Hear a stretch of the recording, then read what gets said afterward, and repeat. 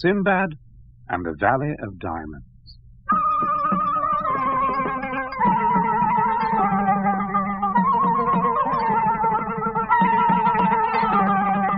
My name is Sindbad. You must have heard of me. After all, I am the richest and most famous merchant in all Baghdad. But I wasn't always so rich. It took 7 great sea voyages to make me the man I am today. Perhaps I'll start by telling you about the most amazing one of all. After sailing to many ports, buying and selling cargoes, my ship came to a wonderful island. Here we found fine fruit trees and streams of crystal water, lovely flowers, and pretty singing birds. But there were no people. I decided to explore this beautiful place and set off alone to climb the cliffs. After a while, I began to feel weary and lay down to rest on a grassy bank, where I soon fell fast asleep. When I awoke, I saw to my horror that the ship had gone. I gazed far out across the water, and I could see its sails like a white speck on the horizon. Lonely and afraid, I decided to climb to the top of a nearby hill, hoping to find a town or village on the other side.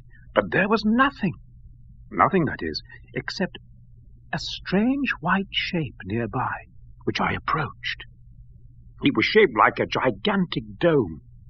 To walk right round it took fully 50 paces. There was no way in. I touched it gently, and its surface was quite smooth. Suddenly, the sky darkened, and the wind gusted around me. I looked up and saw a monstrous black bird swooping down towards me. Its mighty wings spread wide as it settled on the great dome. From the very size of the bird, I knew that this was the giant rock, and the dome was the top of its huge egg. I'd heard stories of this fantastic beast, of its size and strength, but I'd not believed them. Now I lay smothered under its huge belly. Soon, the great bird was asleep. I thought of a plan to help me off the island. I unwound my turban and twisted it into a crude rope. I tied one end round the bird's leg, which was the size of a tree trunk, and the other round my waist. I lay awake all night. Nothing stirred. But at first light, the colossal creature lurched into the air with a deafening screech, carrying me with it. Up and up she soared, almost to the sky, with me clinging on tight. At last, she started to come down, fast at first, but then drifting gently to the bottom of the deep valley. I had just untied myself from the bird when she took off again, this time clutching a wriggling black serpent in her beak. The dusty valley was closed in by steep hills on all sides, and I had no hope of climbing them. I'd been better off on the island, where at least there was fruit and water to keep me alive. Then I noticed that the whole valley was bathed in a soft, glowing light. It was the light of the dawn, reflected in 1,000,000 diamonds, which lay all over the ground. Everywhere I could see gems so large that they made me gasp. Never before, even in the finest houses of Baghdad, had I seen such riches. But all around these precious stones crawled deadly snakes, some so large they could have swallowed me whole.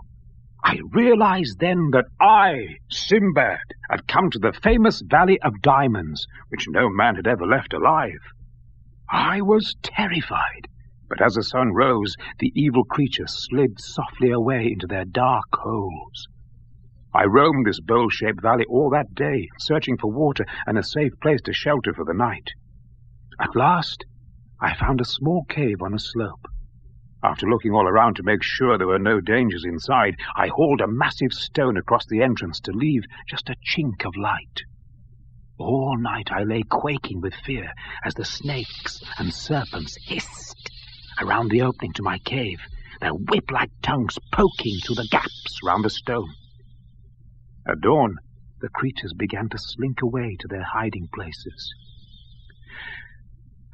So tired and very hungry, I rolled back the stone and ventured out again into the sunlit valley.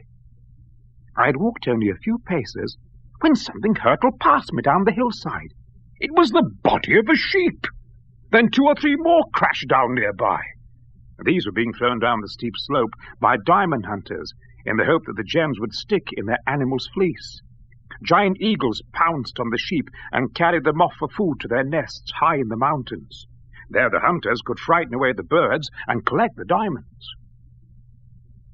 Now, I had feared that there was no escape from the valley, but when I saw an eagle swoop on the carcass of a sheep and carry it off, I had an idea.